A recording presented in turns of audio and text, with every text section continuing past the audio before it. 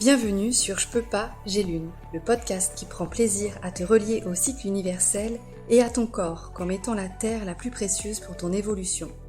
Ici, amusons-nous à jardiner la tête dans les étoiles et les pieds dans la terre, en route vers la permaculture intérieure. Je suis Fanny, joyeuse terrienne et utopiste incarnée. Et si j'ai quelque chose de magique, c'est d'accompagner ta transformation en passant de ton épreuve de vie au courage et de la vision de ton job idéal à l'entrepreneuriat engagé. Mon mot d'ordre ? Radicalement vivante, maintenant.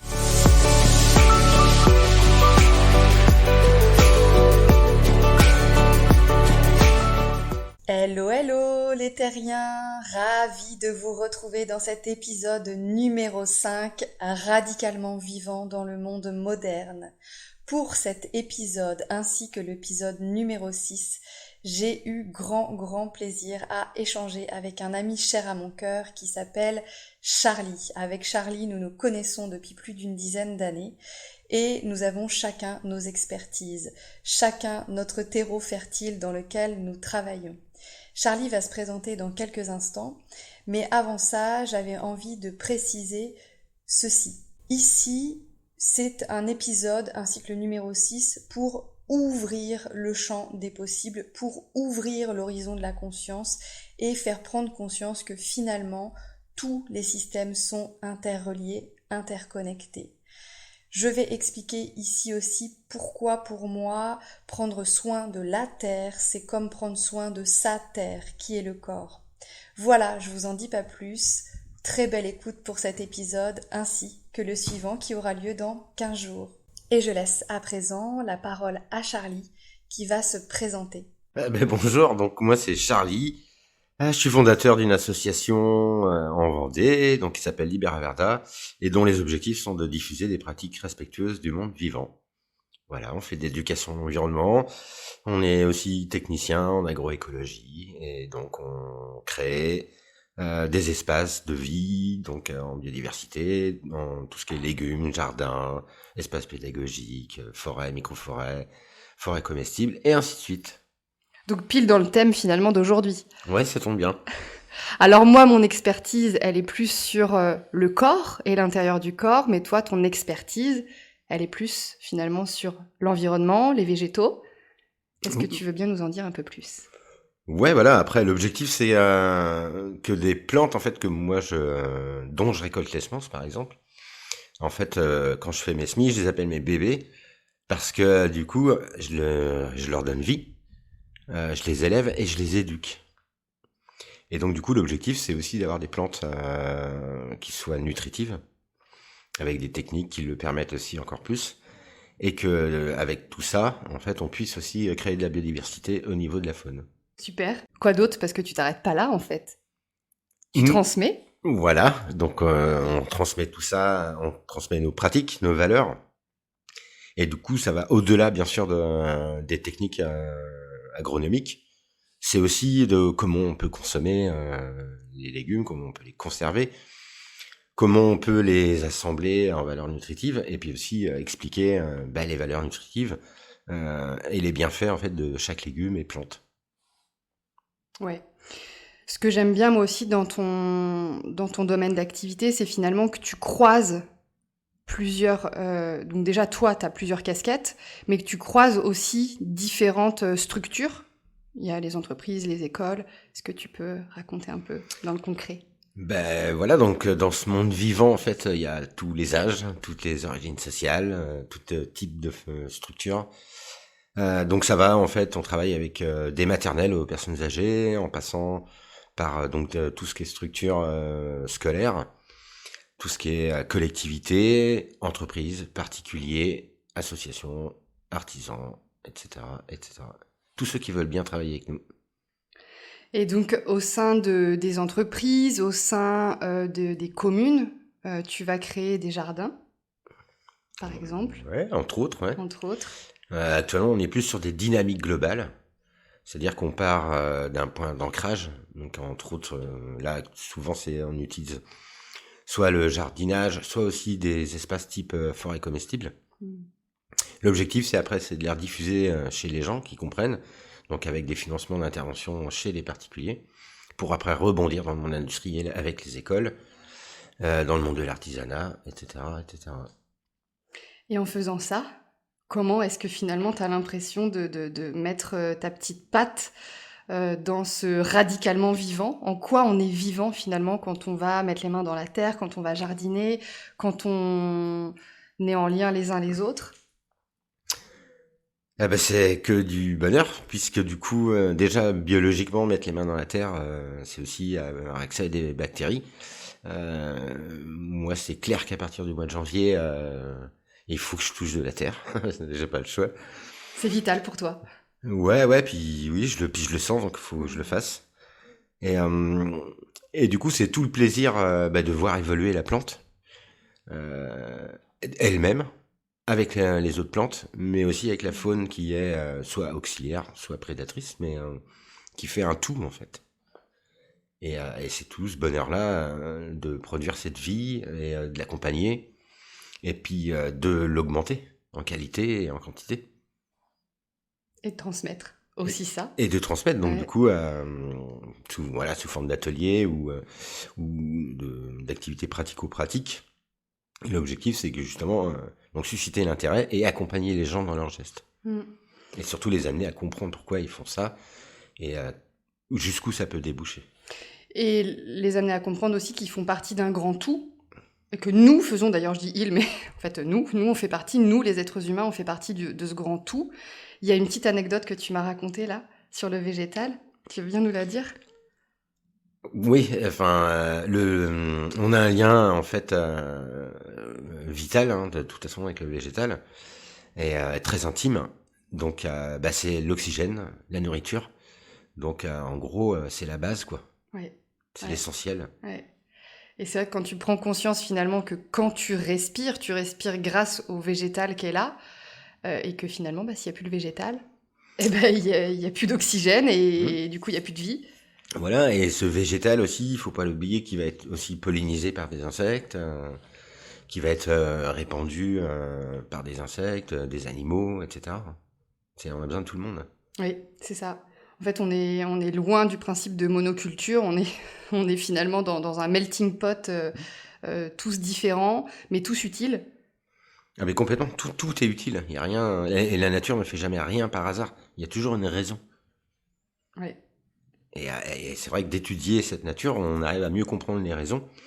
Et du coup, on peut reconstituer des espaces qui ont été dégradés.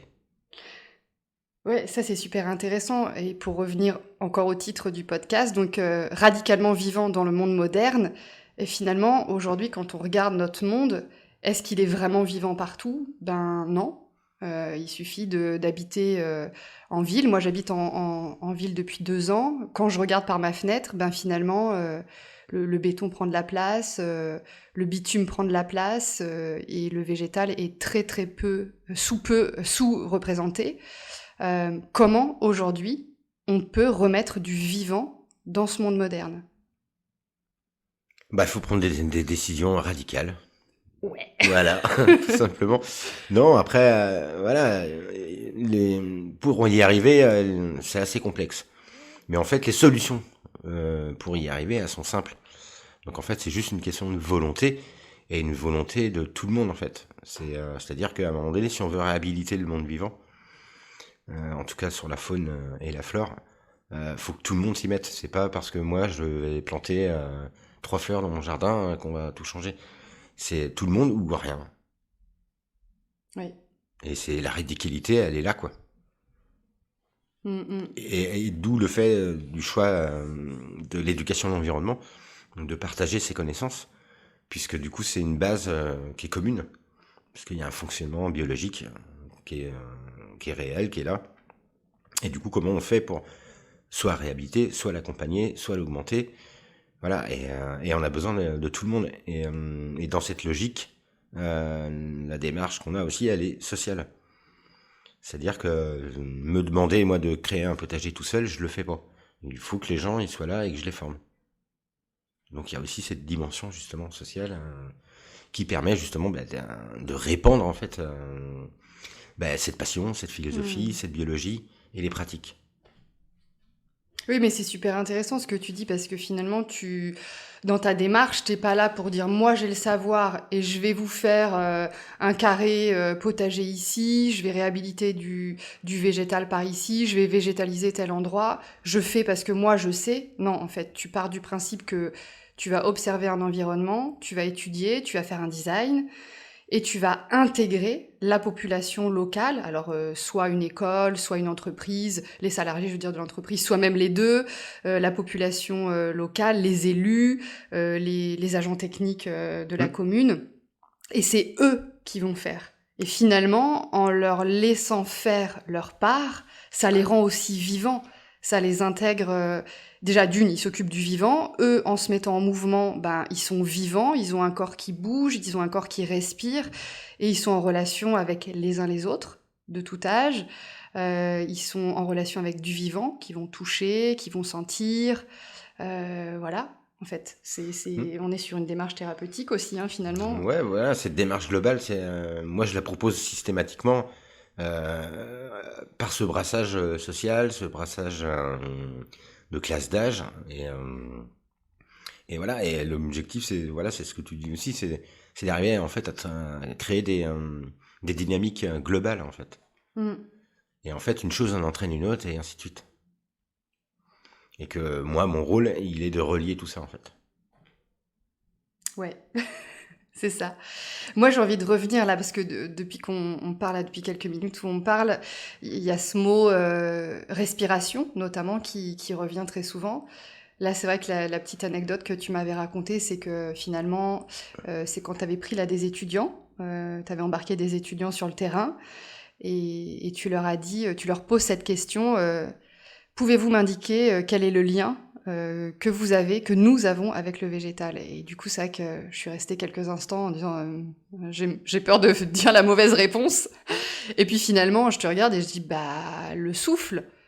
Et ce que je trouve rigolo, en fait, c'est que moi, un de mes outils favoris, surtout voilà, pour celles et ceux qui me connaissent depuis une petite dizaine d'années, je rabâche les oreilles sans cesse en disant mais un des, un des éléments qui te permet d'être en lien avec toi, d'être en lien avec ton propre corps, d'être en lien avec tes émotions, d'être en lien avec tes profondeurs, c'est le souffle.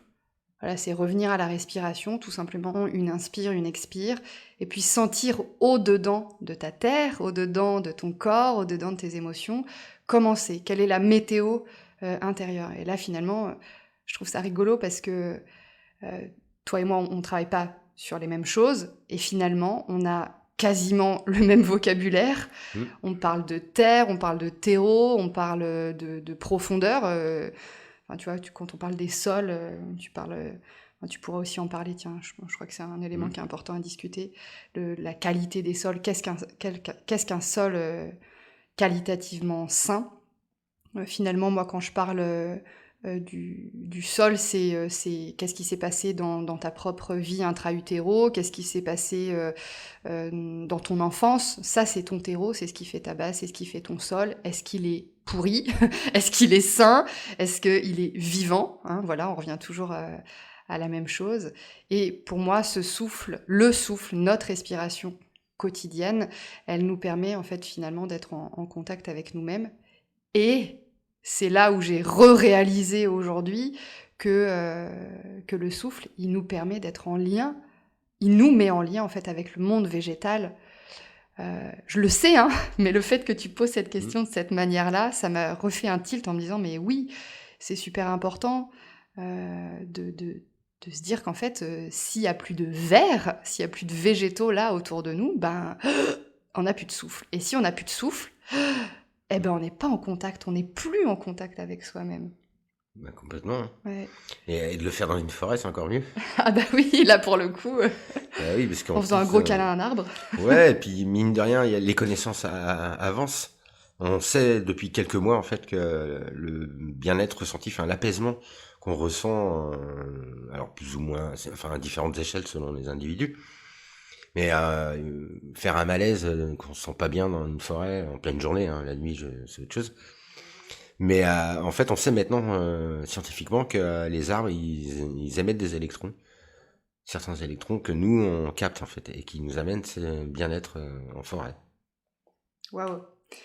Ouais, c'est quoi? J'ai plus les chiffres en tête, mais une balade en forêt d'une demi-heure, je crois, ça permet ça t'augmente ton taux d'oxygénation, notamment au niveau du cerveau. Alors, je sais plus, j'ai pas les chiffres en tête, mais voilà. Donc, des fois, quand tu travailles et que tu sais plus quoi faire, que t'es plus créatif, que t'arrives plus à être concentré sur ta tâche, en fait, vaut mieux lâcher ta tâche, partir là où il y a des arbres, alors parce qu'on n'a pas tous des forêts à portée de main ou à Mm. portée de jambes, mais partir là où il y a un peu de verdure, un peu d'arbres, aller marcher 10 minutes, 15 minutes, aller une demi-heure si tu peux, et pof, la créativité revient, l'inspiration revient, la concentration, le focus revient, et ça aujourd'hui c'est largement prouvé, quoi. Moi c'est ce que je fais par exemple quand je dois rédiger un article, quand je dois rédiger une formation, que j'y arrive plus, que je bug sur un titre par exemple ou un intitulé, bah, je sors et je marche très très vite et je respire profondément.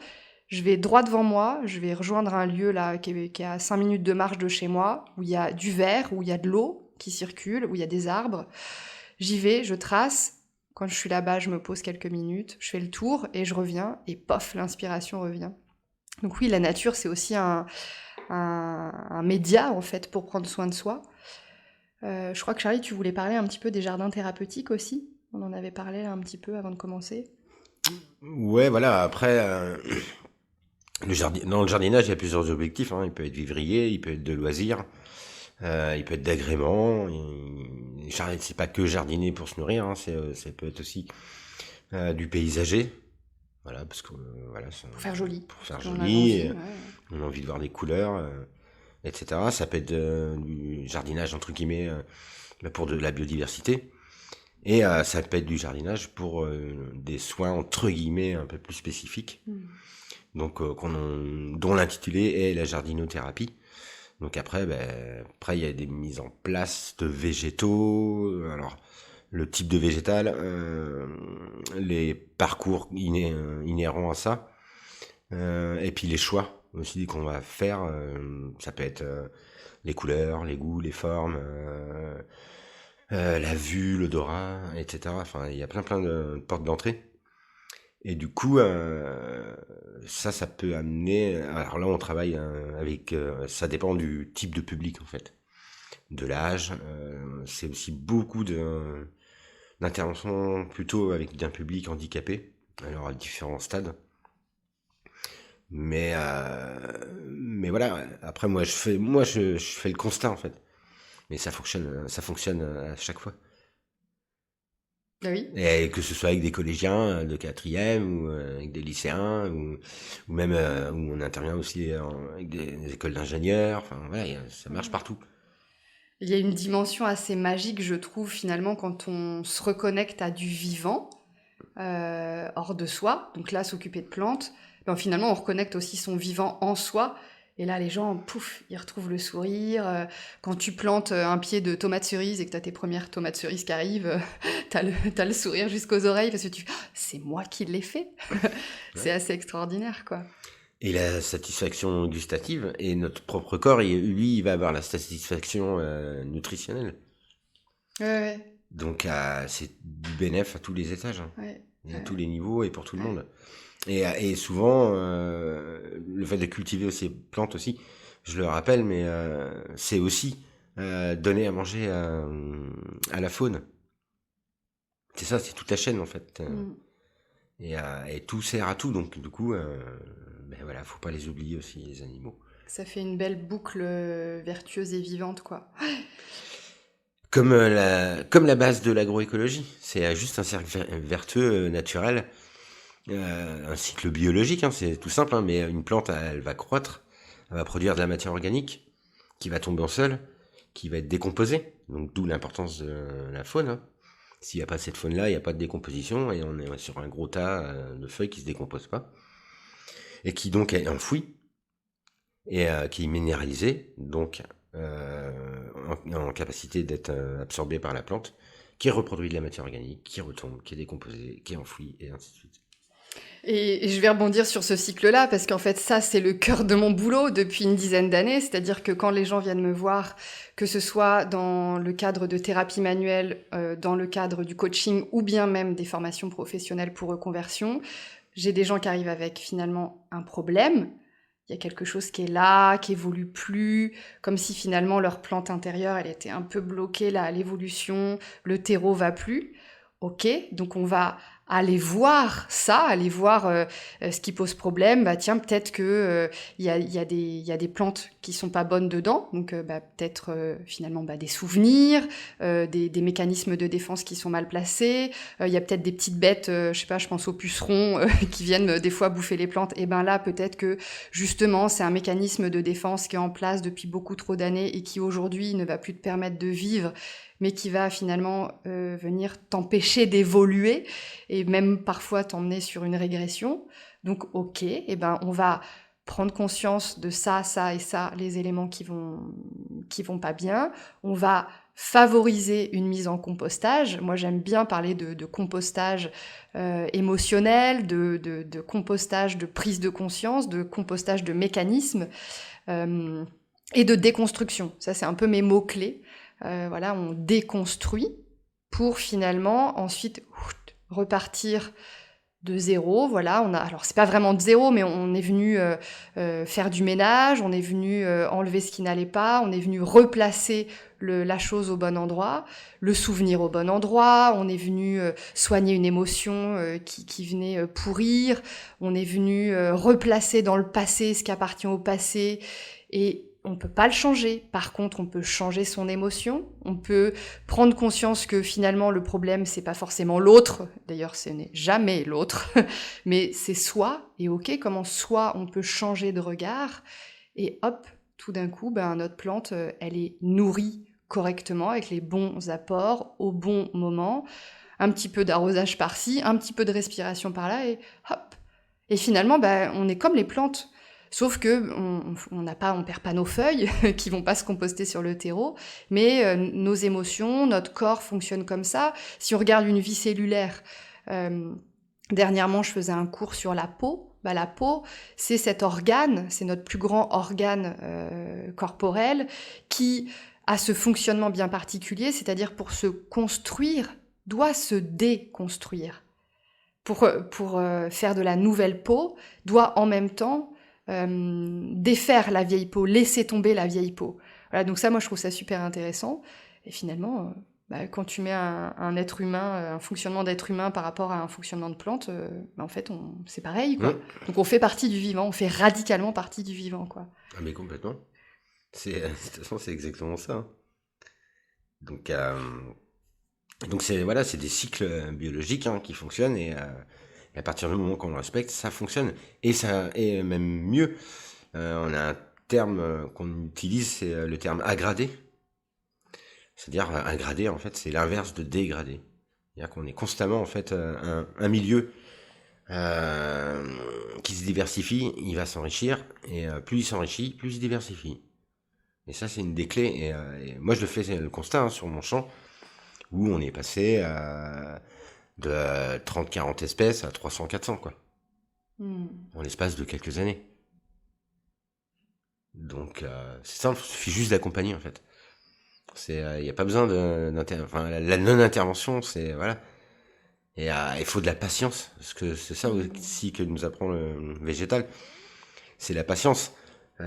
Exemple, quand on part d'une première récolte de pommes de terre avec 90% de pommes de terre rongées par les mulots, et que la dernière récolte c'est à peine 1%, ben voilà, c'est gagné, c'est en équilibre, et ça fonctionne, et ça devient abondant. Ouais, cette dimension du temps là, elle est intéressante. Aujourd'hui, ça fait appel au titre finalement. Dans le monde moderne, aujourd'hui, tout doit aller vite.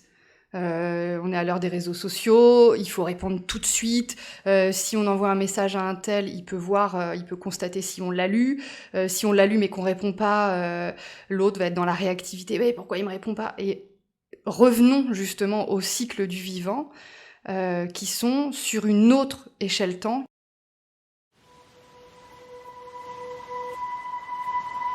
J'espère que cet épisode t'a plu. Pour le faire vivre, like, Mets-moi un commentaire et partage-le aux terriens et terriennes de ton entourage. On se dit à tout bientôt sur les réseaux.